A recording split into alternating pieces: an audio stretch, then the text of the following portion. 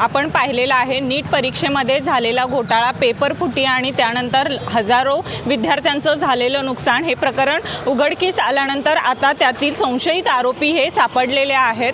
त्यामध्ये कोल्हापुरातली मोटेगावकर यांच्या क्लासेसमधले मोटेगावकर हे संशयित आरोपी म्हणून सापडले आहेत। त्यानंतर कोल्हापुरातील युवा सेनेच्या वतीनं या ठिकाणी मोठ्या प्रमाणामध्ये आंदोलन करण्यात आलं। त्याचबरोबर या ठिकाणच्या पोस्टर्सही फाडण्यात आले, पोस्टरला काळं फासण्यात आलं। आज या ठिकाणी आंदोलक आहेत, आपण आंदोलकांकडून जाणून घेऊया।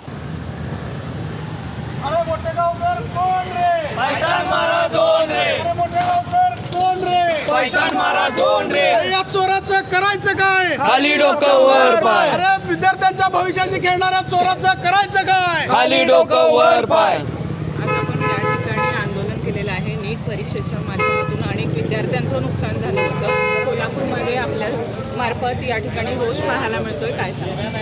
खरं तर या मोटेगावकर सारख्या लोकांना कोल्हापुरी चपलानं हाणलं पाहिजे, त्यांना द्या एकदा ताब्यात। कारण या नालायकाकडे 10 दिवस अगोदर पेपर होता, 42 मार्कांचा पेपर यांनी फोडला होता, स्वतःच्या मोबाईलवर ठेवला होता आणि हजारो लाखो रुपयाला हे पेपर विकलेले आहेत।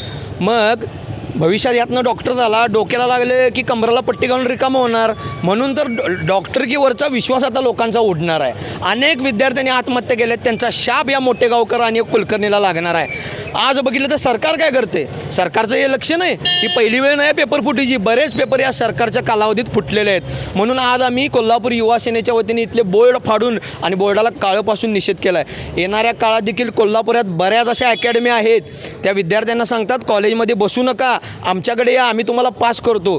त्या विद्यार्थ्यांच्यावर अन्याय करणाऱ्या अकॅडमीचा इथनं पुढं आता युवा सेनेचा त्यांच्यावर कॅमेरा राहणार आहे। अशा अकॅडमी आढळल्या तर आम्ही त्या डायरेक्ट जाऊन फोडणार आणि त्यांना कोल्हापुरी हिसका दाखवल्याशिवाय शांत बसणार नाही।